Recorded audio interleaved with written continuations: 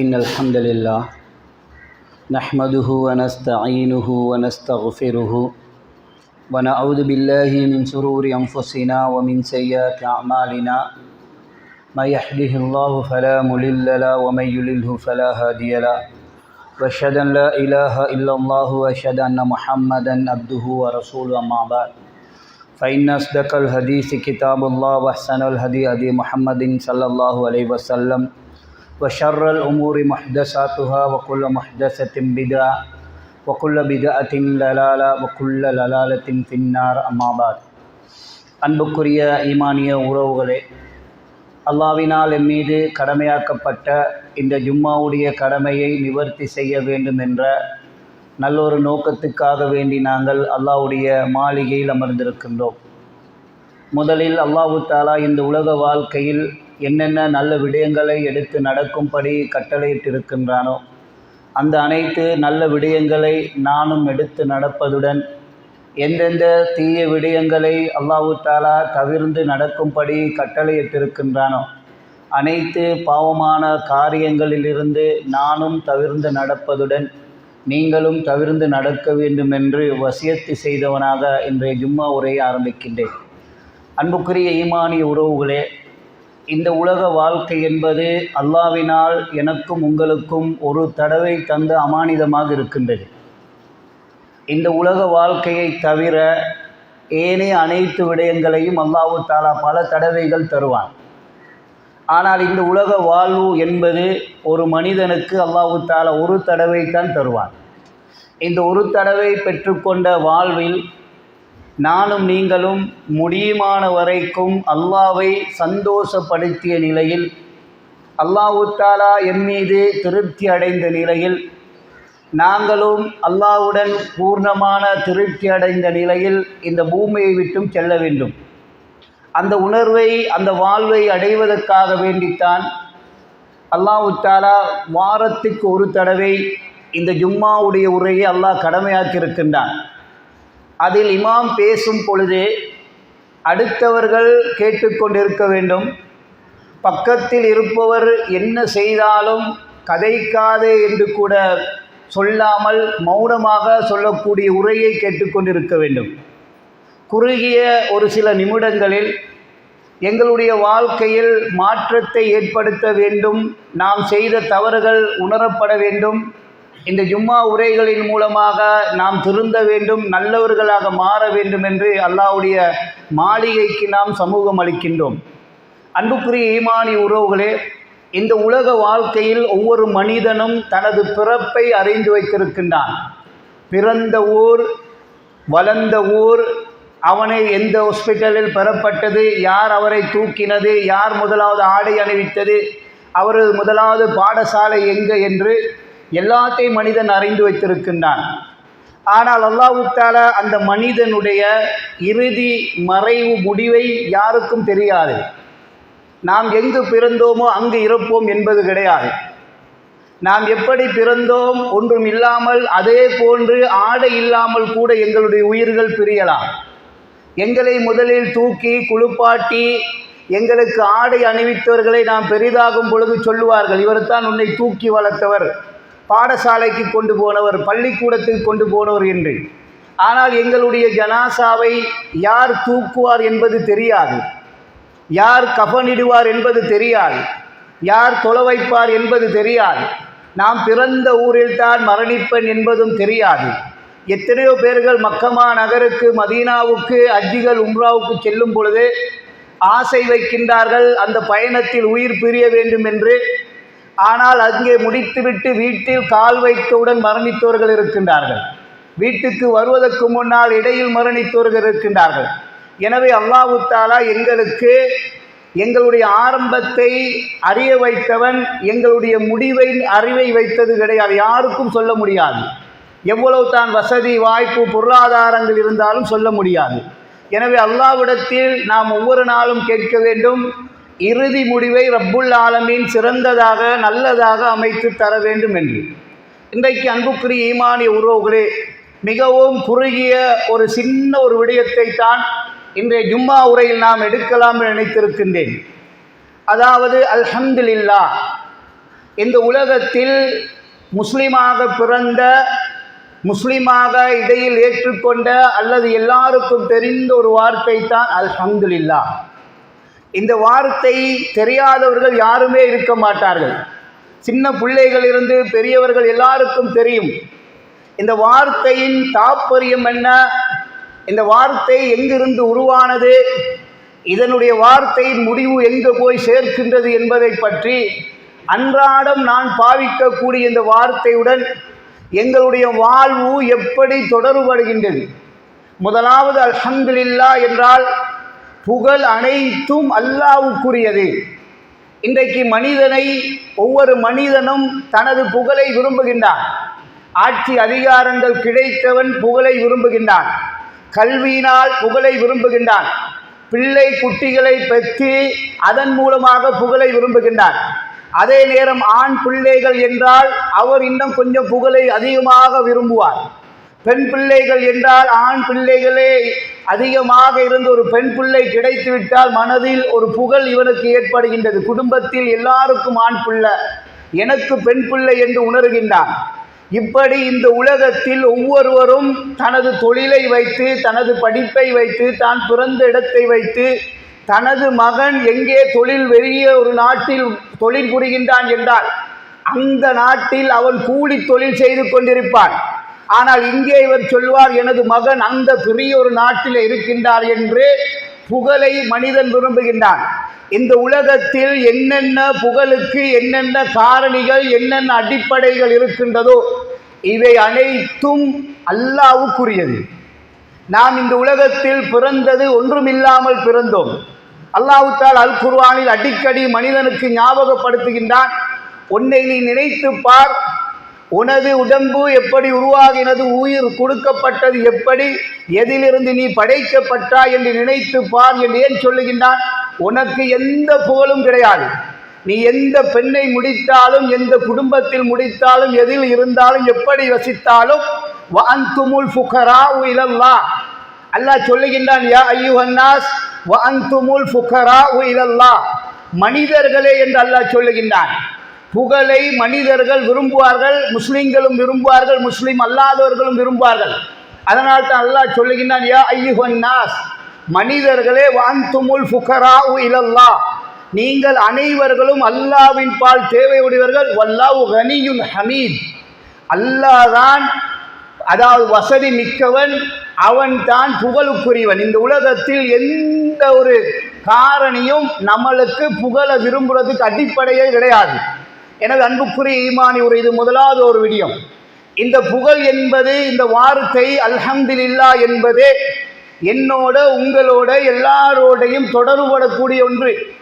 ஆனால் நாம் குடும்பத்தில் ஒரு நலவை செய்தால் வாப்பாவை திருப்திப்படுத்தக்கூடிய ஒரு வார்த்தையை எதிர்பார்ப்போம் பிள்ளைகளிடத்திலிருந்து. அல்லது எங்களுக்கு யாராவது ஒரு உதவி செய்தால் அவர் திருப்திப்பட வேண்டும் என்ற ஒரு வார்த்தையை எதிர்பார்ப்போம். ஆனால் இது எல்லாத்தை விட மேன்மையானது அல்ஹம்துலில்லாஹ் என்ற ஒரு வார்த்தை. இந்த அல் குர்ஆனை நாம் எடுத்து பார்த்தால் குர்ஆனுடைய முதலாவது வார்த்தை அல்ஹம்துலில்லாஹி ரப்பில் ஆலமீன். குர்ஆன் இறக்கப்பட்டது முதலாவது அல்ஹம்துலில்லாஹி ரப்பில் ஆலமீன் அல்ல. அது எல்லாருக்கும் தெரியும். இக்ரா, ஓதுவீராக, படிப்பீராக என்றுதான் குர்ஆன் முதலாவது அந்த வார்த்தை இறங்கியது. ஆனால் குர்ஆன் தொகுக்கப்பட்ட வரலாறில் ரசூலுல்லாஹி ஸல்லல்லாஹு அலைஹி வஸல்லம் அவர்கள் அந்த குர்ஆனுடைய செய்தியில் முதலாவதாக அவர்கள் சொன்னார்கள், அல்ஹம்துலில்லாஹி ரப்பில் ஆலமீன், புகழ் அனைத்தும் அல்லாஹ்வுக்குரியது என்பதுதான் முதலாவது சூரத்துல் ஃபாத்திஹா, சூரத்துல் ஹம்த் அது வர வேண்டும் என்று சொன்னார்கள். இப்போ குர்ஆனுடைய முதலாவது இந்த வார்த்தை எங்கு இருந்து இந்த புகழுடைய செய்திகள் ஆரம்பிக்கின்றது என்றால், அல்லாஹ் தஆலா ஆதம் அலைஹிஸ்ஸலாத்தை படைத்தான். மண்ணினால் படைத்து அந்த உருவத்தை கொடுத்து அவர்கள் அமர்ந்திருந்தார்கள். அல்லாஹ் தஆலா அவனுடைய ரூஹை ஆதம் அலைஹிஸ்ஸலாத்தின் மீது ஊதினான். ஊதும் பொழுது உடம்பில் இருந்து எல்லா பகுதிகளும் கை பிடிக்க ஆரம்பிக்கின்றது, கால்கள் ஆரம்பிக்கின்றது, உடம்பு தலை எல்லா அசைவு ஆரம்பிக்கப்படும் பொழுது ரூஹு கீழே இருந்து அப்படியே மேலே முள்ள மெல்ல வரும் பொழுது அவர்கள் இந்த உலகத்தில் முதலாவது பேசிய வார்த்தை என்ன? லா இலாஹ இல்லல்லாஹ் என்று சொன்னார்களா? என்ன சொன்னார்கள்? முதலாவது இந்த ரூஹு உடம்புக்குள்ளால் போய் உடம்பில் அசைவுகள் எல்லாம் அந்த மண்ணால் படைக்கப்பட்டவர் அப்படியே ஒவ்வொன்றாக அசைவுகள் அந்த மண் அசை ஆரம்பித்து அவர்களுடைய மூக்கு பகுதிக்கு ரூஹு வரும் பொழுது அல்லாஹ் தஆலா ஒரு தும்மலை ஏற்பாடு செய்கின்றான். முதலாவது அவர்களுக்கு வந்தது தும்மல். அந்த தும்மலுடன் சொன்னார்கள் அல்ஹம்துலில்லாஹ் என்று சொன்னார்கள். இதுதான் அல்ஹம்துலில்லாஹ் என்பதனுடைய ஆரம்ப வார்த்தை. ஆதம் அலைஹிஸ்ஸலாம் முதலாவது சொன்னது, முதலாவது தும்மினார்கள். தும்மியதன் பிறகு அல்ஹம்துலில்லாஹ் என்று சொன்னார்கள். அதனால் தான் இன்றைக்கு நாம் பார்க்கின்றோம் ரசூலுல்லாஹி ஸல்லல்லாஹு அலைஹி வஸல்லம் அவர்கள் யாராவது தும்மினால் தும்மியோர் முதலாவது அல்ஹம்துலில்லாஹ் என்று சொல்ல வேண்டும். அதை கேட்டுக்கொண்டிருப்பவர்கள் அந்த அல்ஹம்துலில்லாஹ்வுக்கு அவருக்கு அல்லாஹ் அருள் புரியட்டும் என்று, அவருக்கு பதில் அளிக்கட்டும் என்று ரசூலுல்லாஹி ஸல்லல்லாஹு அலைஹி வஸல்லம் சொன்னார்கள். இது ஆதம் அலைஹிஸ்ஸலாம் மாத்திரமல்ல, நாம் அல் குர்ஆனை எடுத்து பார்த்தால் நூஹ் அலைஹிஸ்ஸலாம் எதிரி, அதாவது பெரிய ஒரு பிரச்சனை, 950 வருடங்கள் அல்லாஹ்வின் பால் அழைத்தார்கள். அந்த மக்கள் கேட்கல. அல்லாஹ் தஆலா தனது பார்வையினால், தனது கண்ட்ரோலினால், தனது அதிகாரத்தினால் கப்பலை உருவாக்க சொல்லுகிறான். அந்த கப்பலில் உருவாக்கத்தில் அல்லாஹ் பார்த்து கொண்டிருந்தான். அதில் வைக்கக்கூடிய ஒவ்வொரு பலகையும், முன்னால் வைத்த பலகை, பின்னால் வைத்த பலகை, அந்த அமைப்பு, அதில் அடிக்கக்கூடிய ஆணி உட்பட அல்லாஹ்வுடைய கட்டளையாக இருந்தது. அல்லாஹ் சொல்லுகின்றான், எங்களுடைய பார்வையில் எனது ஏவலின் படி அந்த கப்பலை அவர்கள் செய்தார்கள். அங்கே இருந்து பெரும் வெள்ளம் வந்து தப்பித்த பொழுது நூஹ் அலைஹிஸ்ஸலாம் சொன்னது என்ன? அல்ஹம்துலில்லாஹ், அல்ஹம்துலில்லாஹி ரப்பில், அல்ஹம்துலில்லாஹ், புகழ் அனைத்தும் அல்லாஹ்வுக்குரியது. முன்னால் அவர்கள் கப்பலை கண்டது கிடையாது. நாம் வசிக்கக்கூடிய பகுதியில் இப்படி ஒரு வெள்ளம் வருமா, அதனை இந்த கப்பல் எங்களை தூக்கி கொண்டு போகுமா என்று யோசித்தது கூட கிடையாது. அல்லாஹ்வுடைய கட்டளை செய்தார்கள். நூஹ் அலைஹிஸ்ஸலாம் சொன்னது என்ன? அல்ஹம்துலில்லாஹ். அல்லாஹ் தஆலா குர்ஆனில் 2 நபிமார்களை பற்றி அடிக்கடி சொல்லுகின்றான். ஒன்றுதான் தாவூத் அலைஹிஸ்ஸலாம், அடுத்தது சுலைமான் அலைஹிஸ்ஸலாம். தாவூத் அலைஹிஸ்ஸலாமும் சுலைமான் அலைஹிஸ்ஸலாமும் வாப்பாவும் மகனும். இந்த உலகத்தில் தந்தையும் நபி, மகனும் நபி, குறைவானவர்கள் தான் இருந்தார்கள். அதே நேரம் நபியாகவும் இருந்து ஒரு ஆட்சியில் இருந்தவர்கள் இவர்கள் இருவர் மாத்திரம்தான் நபி. அதே நேரத்தில் தந்தையும் நபி, மகனும் நபி, ஆட்சி புரிந்தவர்கள் இந்த 2 பேரும் தான். அல்லாஹ் தஆலா சொல்லுகிறான், வலகது ஆதைனா தாவூத வ சுலைமான இல்மா. தாவூதுக்கும் சுலைமானுக்கும், வாப்பாவுக்கும் மகனுக்கும் நாம் அறிவை கொடுத்தோம். ஆட்சி அதிகாரங்கள் எப்படி செய்ய வேண்டும், மக்களுடன் எப்படி நடக்க வேண்டும், ரப்புக்கு எப்படி அடிபணிய வேண்டும், ரப்பை என்ன செய்தால் அல்லாஹ் திருப்தி அடைவான் என்பதை அவர்களுக்கு கற்றுக் கொடுத்தோம். அந்த 2ம் கிடைத்த பிறகு வாப்பாவை பார்த்து மகன் புகழல்ல, மகனை பார்த்து வாப்பா புகழல்ல. இன்றைக்கு என்ன நடக்குது என்றால், சமுதாயத்தில் வாப்பாவுடைய இடத்தை மகன் அடைந்து விட்டால், அல்லது மகனுடைய இடத்தை தந்தை அடைந்து விட்டால், பாருங்க என்ற பெற்ற பிள்ளைய என்ன மாதிரியே படிச்சு அப்படியே அவன் ஆகிட்டான். அல்லது என்ற மகனை பாருங்க என்ன மாதிரியே சரியாக இதை செய்து முடிப்பான். ஆனால் 2 பேருக்கும் அல்லாஹ் அறிவையும் ஆற்றலையும் ஆட்சியையும் அதிகாரத்தையும் கொடுத்ததன் பிறகு வகாலா அல்ஹம்துலில்லாஹ். அந்த 2 பேரும் முதலாவது சொன்னது, இந்த ஆட்சி அதிகாரம் என்ற வாப்பா நபி, எனக்கு இந்த நபுவத்து கிடைத்திருக்கிறது என்றால், வாப்பா ஒரு ஆட்சியாளர் தாவூத் அலைஹிஸ்ஸலாம், அதே ஆட்சி எனக்கு கிடைத்திருக்கின்றது என்றால் எனது உனது சிறப்பல்ல, அல்ஹம்துலில்லாஹ் என்று அல்லாஹ்வை புகழ்ந்த வரலாறை நாம் காணுகின்றோம்.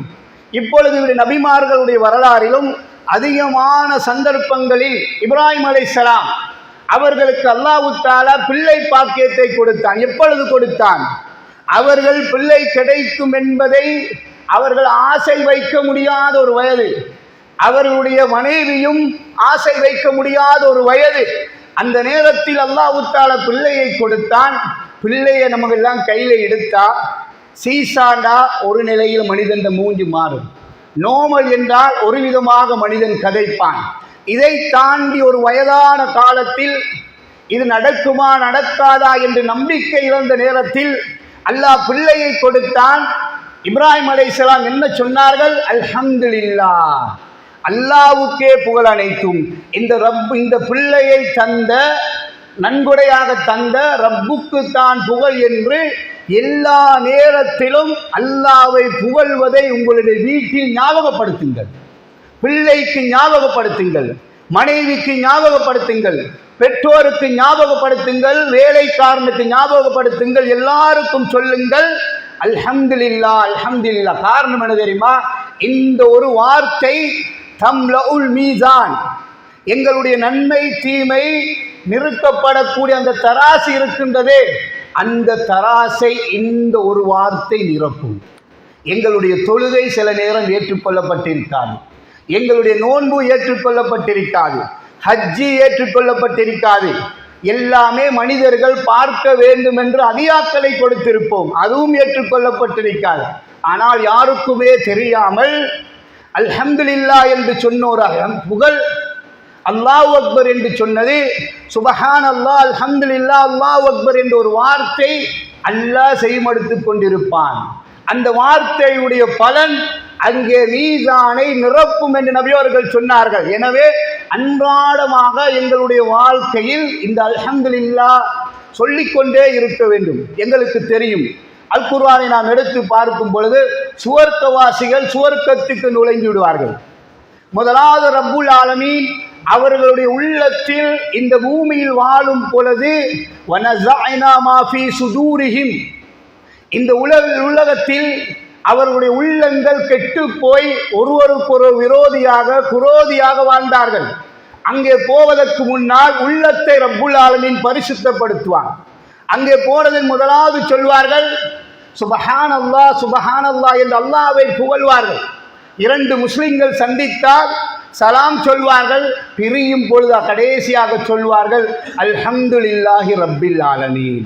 இந்த சுவர்க்கத்தில் வந்து இந்த வீட்டில் வாழ்வோம், இந்த மரத்தில் சாப்பிடுவோம், இந்த உணவுகள் எல்லாம் கிடைக்கிறதுக்கு அல்லாஹ்வுக்கே புகழ் அனைத்தும் என்று சுவர்க்கவாசிகள் சுவர்க்கத்துக்கு சென்றதன் பிறகும் இந்த அல்ஹம்துலில்லாஹ்வை மறக்க மாட்டார்கள். அவ்வளவுக்கு பொறுமதியான ஒரு வார்த்தை. நாம் ஒரு நாளைக்கு ஆயிரக்கணக்கான தேவையில்லாத வார்த்தைகளை பயன்படுத்துகின்றோம். அந்த எந்த ஒரு வார்த்தையும் மீசானை நிரப்பாது, அல்லாஹ்வை சந்தோஷப்படுத்தாது, அல்லாஹ்வுடைய நெருக்கத்தை தராது. ஆனால் ரப்பு விரும்பக்கூடிய வார்த்தைகளில் இந்த அல்ஹம்துலில்லாஹ் என்பது, இந்த வார்த்தையை ஒரு நாளைக்கு இவ்வளவு தான் என்று மட்டிட முடியாது. ஒருவனுக்கு 1000 தடவை சொல்ல முடியுமா அல்ஹம்துலில்லாஹ்? தாராளமாக சொல்லலாம். ஒரு நாளைக்கு 10,000 தடவை ரப்பை அல்ஹம்துலில்லாஹ் என்று சொல்ல முடியுமா? தாராளமாக சொல்லலாம், எந்த வரையறையும் கிடையாது. நபி அவர்கள் மிஅராஜின் பொழுது இப்ராஹிம் அலைஹிஸ்ஸலாத்தை காணுகின்றார்கள். இப்ராஹிம் அலைஹிஸ்ஸலாம் சொல்லி அனுப்புகின்றார்கள், எனது சலாத்தை உங்களுடைய உம்மத்துக்கு சொல்லுங்கள், இந்த சுவர்க்கத்தில் இருக்கக்கூடிய இந்த மண் இவைகள் எல்லாம் கஸ்தூரி பொறுமதியானவைகள். ஆனால் இங்கே நடப்படக்கூடிய மரம் என்ன தெரியுமா? அல்ஹம்துலில்லாஹ் என்று சொன்னால் ஒரு மரம் நட்டப்படும். சுவர்க்கத்தில் ஒரு மரத்தை நாட்டுவதற்கு இந்த பூமியில் அல்லாஹ் சந்தர்ப்பத்தை தந்திருக்கின்றான். ஒரு நேரம் வினாடி கிடைத்தாலும் அடிக்கடி எங்களை பற்றி யோசிக்க வேண்டும். நாம் எப்படி இருந்தோம், தொழிலுக்கு முன்னால் எப்படி இருந்தோம், திருமணத்துக்கு முன்னால் எப்படி இருந்தோம், வீடு கிடைப்பதற்கு முன்னால் எப்படி இருந்தோம், பெற்றோர்கள் இல்லாத நேரம் எப்படி இருந்தோம், பிள்ளைகள் இல்லை என்று கவலைப்பட்டோம், இது நோய் என்று கவலைப்பட்டோம், பிரச்சனை என்று கவலைப்பட்டோம், கடன் என்று கவலைப்பட்டோமே. அல்ஹம்துலில்லாஹ், அல்லாஹ் இப்ப நல்ல ஒரு நிலைக்கு வைத்திருக்கின்றானே, அல்லாஹ் என் மீது இறக்கப்பட்டிருக்கின்றானே. அந்த ரப்பை மறக்காமல் அடிக்கடி அல்ஹம்துலில்லாஹ் என்ற வார்த்தை சொல்லக்கூடியவர்களாக நானும் நீங்களும் இருப்போமாக.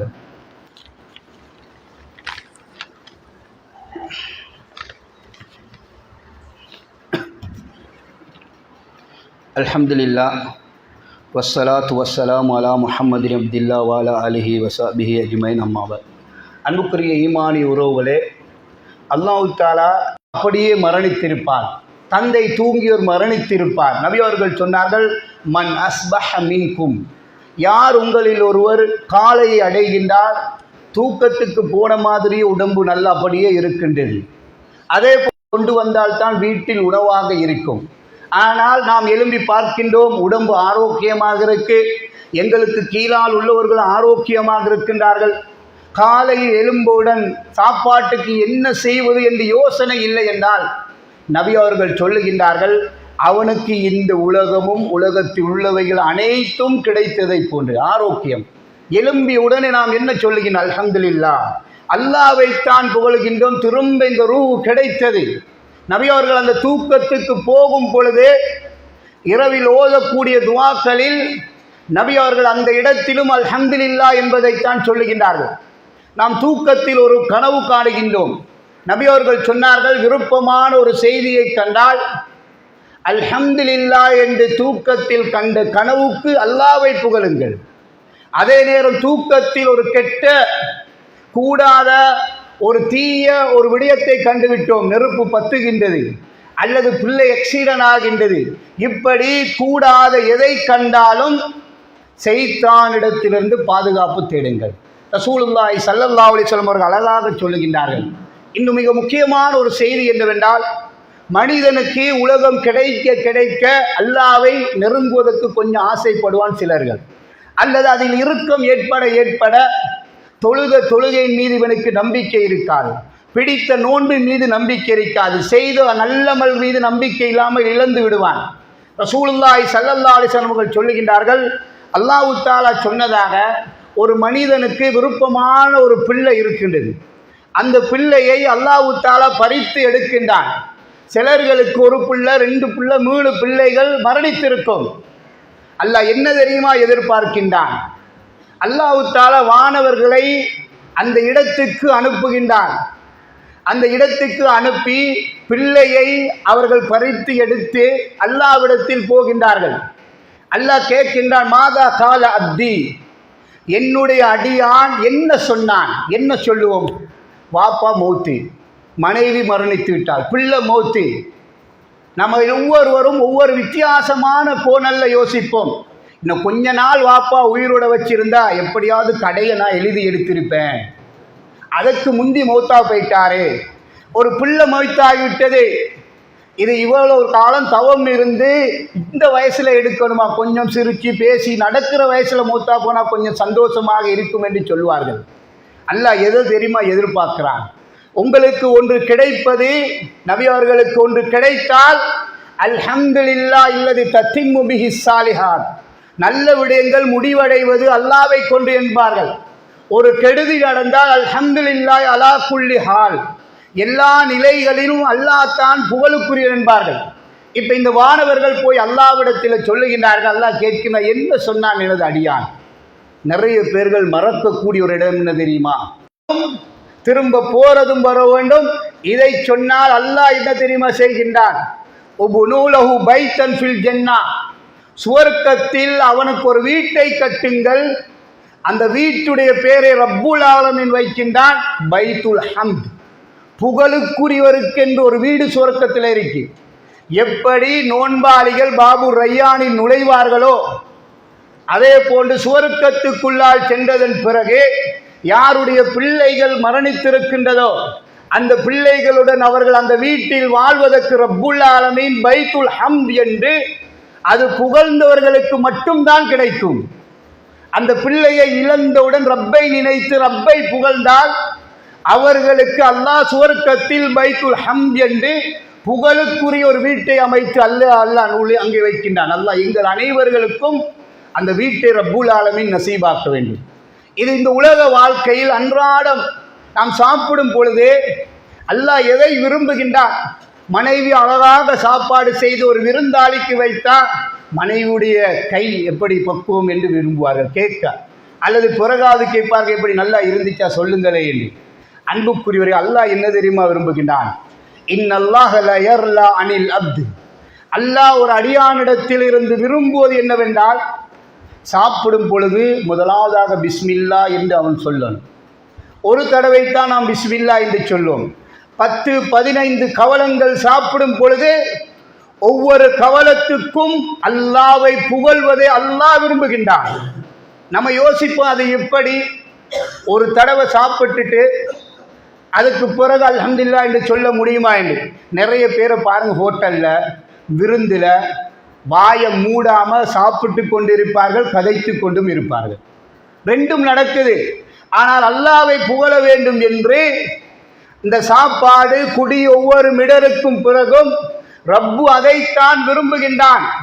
அந்த விருப்பத்தை நாம் எங்களுடைய ஆயுளில் ஒரு நாளாவது செய்வதற்கு முயற்சி செய்ய வேண்டும். ஒரு மடல் குடிக்கிறோம், ஒரு படி சாப்பிடுவோம், அது முடித்தவுடன் அல்ஹம்துலில்லாஹ் என்று சொல்லுங்கள். உடம்பு எதற்கு நாங்கள் பழக்குகின்றோமோ அதற்கு உடம்பு பேசிக்கொண்டே சாப்பிட்டு கொண்டே இருப்போனை நீங்கள் நினைத்து பாருங்கள். யாரை சந்தோஷப்படுத்த அந்த நேரத்தில் பேசுகின்றார்? அல்லாஹ்வை சந்தோஷப்படுத்த வேண்டும் என்றால் ரப்பை நினைத்து அல்ஹம்துலில்லாஹ் என்று சொல்ல வேண்டும். இதே போன்று நிறைய விடயங்கள் இந்த உலகத்துடன் தொடர்பு பட்டு நம்ம நல்லவைகள் கிடைக்கும் பொழுது அல்லாஹ்வை புகழ்வதை விரும்புகின்றார். நாளை மறுமை நாளில் அல்லாஹ்வை புகழ்ந்தவர்களுக்கு ரசூலுல்லாஹி ஸல்லல்லாஹு அலைஹி வஸல்லம் அவர்கள் சொல்லுகின்றார்கள், நாளை மறுமை நாளில் அல்லாஹ் எனக்கு ஒரு கொடியை தருவான், லிவாஹுல் ஹம்த். அந்த கொடியுடைய பெயர் புகழுக்குரிய கொடி. நபி அவர்கள் சொல்லுகின்றார்கள், மா ஃபஹ்ர அலைய, எனக்கு அந்த கொடி கிடைக்கிறதால எந்த ஒரு பெருமையும் அல்ல. ஆதம் அலைஹிஸ்ஸலாம் அவர்கள் தொடக்கம் மறுமை நாள் வரைக்கும் வரக்கூடிய கடைசி முஸ்லிம் வரைக்கும் அல்லாஹ்வை புகழ்ந்தவர்கள், நபிமார்கள், நல்லவர்கள் எல்லாரும் அந்த கொடிக்கு கீழால் இருப்பார்கள். நபி அவர்கள் தான் அந்த கொடியை பிடித்துக் கொண்டிருப்பார்கள். ஆதம் அலைஹிஸ்ஸலாம், இப்ராஹிம் அலைஹிஸ்ஸலாம், நூஹ் அலைஹிஸ்ஸலாம் எல்லா நபிமார்களும் அந்த கொடிக்கு கீழால் இருப்பார்கள் என்றால் எங்களுக்கும் அந்த கொடிக்கு கீழால் இருக்க வேண்டும் என்றால் அல்ஹம்துலில்லாஹ் அல்ஹம்துலில்லாஹ் என்று அல்லாஹ்வை புகழ்ந்தவர்களுக்கு தான் அந்த கொடிக்கு கீழால் போய் இருக்க கிடைக்கும். அன்புக்குரியவர்களே, அந்த நாள் லேசான ஒரு நாள் அல்ல. ஏன் நபி அவர்கள் அந்த கொடியை பிடித்து கொண்டு அவர்களை பின்பற்றியவர்கள், அவர்களுக்கு முன்னால் நபியாக அனுப்பப்பட்டவர்கள் எல்லாரும் ரப்புடைய தீர்ப்பை எதிர்பார்த்து கொண்டிருப்பார்கள். அல்லாஹ்வை புகழ்ந்தவர்கள் அல்லாஹ் மறக்க மாட்டான், அல்லாஹ் தஆலா நன்றி உள்ளவன், அவன் செய்தவைகளுக்கு கூலி நிச்சயமாக கிடைக்கும் என்று அந்த கொடிக்கு கீழால் எல்லாரும் இருப்பார்கள். அல்லாஹ் தஆலா எனக்கும் உங்களுக்கும் அந்த நசீவை தர வேண்டும். அன்புக்குரிய ஈமானி உறவுகளே, சின்ன வார்த்தை தான். சில சின்ன வார்த்தைகள் கணவன் மனைவியை பிரித்துவிடும். சில சின்ன வார்த்தைகள் உயரிய உட்ப நண்பர்களை பிரித்துவிடும். சில சின்ன வார்த்தைகள் மனிதனை நரகத்துக்கு கொண்டு போய் விட்டுவிடும். அதே போன்ற ஒரு சின்ன வார்த்தை தான் அல்ஹம்துலில்லாஹ் என்ற வார்த்தை நம்ம அல்லாஹ்வுடைய நெருக்கத்தை தரும். தொழுகையை எடுத்து பாருங்க. தொழுகையில் நம்ம ருக்கூவில் இருந்து எழும்பும் பொழுது சமி அல்லாஹு லிமன் ஹமிதா, யார் ரப்பை புகழ்ந்தார்களோ அல்லாஹ் அதை கேட்டு விட்டான். நபி அவர்கள் ஒரு நாள் தொழ வைக்கின்றார்கள், பின்னால் எழும்புகின்றார்கள். பின்னால் ஒருவர் ஹம்தன் கசீரன் தய்யிபன் முபாரக்கன் என்று சொல்லுகின்றார். அல்லாஹ்வுடைய தூதர் சலாம் கொடுத்த பிறகு கேட்கின்றார்கள், நான் சொன்னதை விடவும் கூடுதலாக யார் சொன்னது? அவர்கள் சொல்லுகின்றார்கள், நான் தான் சொன்னேன். நபி அவர்கள் சொல்லுகின்றார்கள், 30 மலக்குமார்கள் இந்த வார்த்தையை யாரும் முதலாவது அல்லாஹ்விடத்தில் போய் கொண்டு வைப்பது, எழுதி காட்டுவது என்று போட்டி போடக்கூடிய ஒரு வார்த்தை தான் அல்ஹம்துலில்லாஹ் ஹம்தன் கசீரன் தய்யிபன் முபாரக்கன் என்று ரப்பை அந்த வார்த்தைகளை கொண்டு புகழ்வதை அல்லாஹ் விரும்புகின்றான். இந்த உலகத்தில் மேலதிகமாக ஒரு செய்தியாக சொல்லுகின்றேன். குடும்ப வாழ்க்கையில் எந்த பெண் அந்த கணவனுடைய உதவிக்கு கிடைப்பதற்கு நன்றி செலுத்துகின்றாலோ அவர்களுடைய குடும்ப வாழ்க்கை நீடிக்கும். எந்த பெண் கணவனுக்கு நன்றி இல்லாமல் அவருடைய வாழ்க்கையில் நன்றி கெட்ட வார்த்தைகள் பயன்படுத்துவார், அந்த குடும்பங்கள் பிரிவதற்கு அறிகுறியாக அமையும். இப்ராஹிம் அலைஹிஸ்ஸலாம் இஸ்மாயில் அலைஹிஸ்ஸலாத்தை சந்திக்க செல்லுகின்றார்கள். சஹீஹுல் புகாரில் பதிவு செய்யப்பட்டிருக்கின்றது. அந்த மனைவியிடத்தில் கேட்கின்ற, அவருக்கு தெரியாது இது இப்ராஹிம் அலைஹிஸ்ஸலாம் மகனுடைய என்ற மாப்பிள்ளையுடைய வாப்பா என்பது தெரியாது. இவர்கள் கேட்கின்றார்கள், அந்த பாலைவனத்தில் உங்களுடைய குடும்பம் எப்படி போகுது? அவர் சொல்லுகின்றார், எங்களுக்கு தண்ணியை தவிர ஈத்தம் பழத்தை தவிர சாப்பாடுக்கு ஒன்றுமே இல்லை என்று மகனை பற்றி ஹலீலுல்லாஹ் அல்லாஹ்வுடைய நேசனிடத்தில் முறைப்பாடு வைக்கின்றார். இப்ராஹிம் அலைஹிஸ்ஸலாம் சொல்லுகின்றார்கள், உனது கணவன் வந்தால் இந்த வீட்டு வாசலை கொஞ்சம் மாற்றும்படி சொல்லிவிடு. இஸ்மாயில் அலைஹிஸ்ஸலாம் வீட்டுக்கு வருகின்றார்கள். வந்து பார்த்தால் யாரோ வந்துட்டு போன அடையாளம் இருக்கின்றது. யார் வந்தா என்ன சொன்னா என்று சுருக்கமாக சொல்லுகின்றேன். இல்லை வந்தார் ஒரு வேசாலி, குடும்பம் எப்படி போகுதுன்னு கேட்டார். நான் எங்களுடைய உண்மையான நிலையை சொன்னேன். என்ன சொன்னார்? இந்த வீட்டு வாசலை மாற்ற சொன்னார். வந்தது எனது தந்தை, உன்னை தலாக்கு சொல்ல சொன்னார். திரும்ப அடுத்த திருமணம் முடிக்கின்றார்கள். கொஞ்ச நாளைக்கு பிறகு திரும்ப இப்ராஹிம் அலைஹிஸ்ஸலாம் வருகின்றார்கள். அந்த பெண்ணிடத்தில் குடும்ப வாழ்க்கை எப்படி போகுது? அவள் சொன்ன வார்த்தை என்ன தெரியுமா? அல்ஹம்துலில்லாஹ், அல்லாஹ்வுக்கே புகழ் அனைத்தும், நாங்கள் நிம்மதியாக வாழ்கிறோம் என்று சொன்னார். அவர்கள் திரும்ப சொன்னார்கள், உங்களுடைய கணவன் வந்தால் இந்த வீட்டு வாசலை உறுதியாக வைக்க சொல்லுங்க, மாற்ற வானாம் என்றார்கள். திரும்ப அவர்கள் வருகின்றார்கள். வரும்பொழுது இவர்கள் இல்லை, யார் வந்தது, வீட்டுடைய அடையாளங்கள் விளங்குகின்றதே இல்லை, இப்படி ஒருத்தர் வந்தார். என்ன கேட்டார்? என்ன சொன்னாய்? அவர் கேட்டார், உங்களுடைய குடும்ப வாழ்க்கை எப்படி? நான் அல்ஹம்துலில்லாஹ் நல்லா போகுது என்றேன். வறுமைதான், கஷ்டம்தான், பிரச்சனை தான், மழை பெய்ந்தால் ஒழியலாம், நேரத்துக்கு சரியான உணவு கிடைக்காமல் இருக்கலாம், கிடைத்ததை கொண்டு ரப்பை சந்தோஷப்படுத்துகின்றோம், அல்ஹம்துலில்லாஹ் என்றேன். அவர் என்ன சொன்னார்? இந்த வீட்டு வாசலை மாற்றாம நல்ல வைக்க சொன்னார். உன்னுடன் சேர்ந்து வாழும்படி அவர்கள் சொல்லிவிட்டு போய் வந்தது எனது தந்தை என்கிறார். என்புக்குரியவரே, பெரிய ஆயிரம் வரலாறுகள் அந்த அல்ஹம்துலில்லாஹ்வுடன் தொடர்படக்கூடியவைகள் இருக்கின்றது. நானும் நீங்களும் ஒவ்வொரு நாளும் எனது மனைவியை சந்தோஷப்படுத்த என்ன வார்த்தை என்று தெரியுது, பிள்ளையை சந்தோஷப்படுத்த என்ன வார்த்தை என்று தெரியுது, படித்த ஆசிரியரை சந்தோஷப்படுத்த என்ன சொல்லணும்னு தெரிகின்றது. அல்லாஹ்வை சந்தோஷப்படுத்த இதைவிடும் வேறு வார்த்தை கிடையாது. அல்ஹம்துலில்லாஹ் என்பதை அடிக்கடி சொல்லுங்க. உங்களுடைய பிள்ளைகளுக்கும் கற்றுக் கொடுங்கள், உங்களுடைய மனைவிக்கு எல்லாருக்கும் சொல்லுங்க. அல்லாஹ்வை அடிக்கடி நினைவுபடுத்துவதுதான் அலா பிஸிக்ரில்லாஹி தத்மஇன்னல் குலூப், உள்ளங்கள் அமைதியடையும். ரப்புல் ஆலமீன் எந்த விஷயங்களை பேசினோமோ அந்த விடயத்தை செயல்படுத்தக்கூடிய பாக்கியத்தை அல்லாஹ் தஆலா தந்தருள்வானாக. அகூலு கௌலி ஹாதா வஸ்தக்ஃபிரு லி வலக்கும் வஸ்தக்ஃபிரூ இன்னல் கஃபூர்.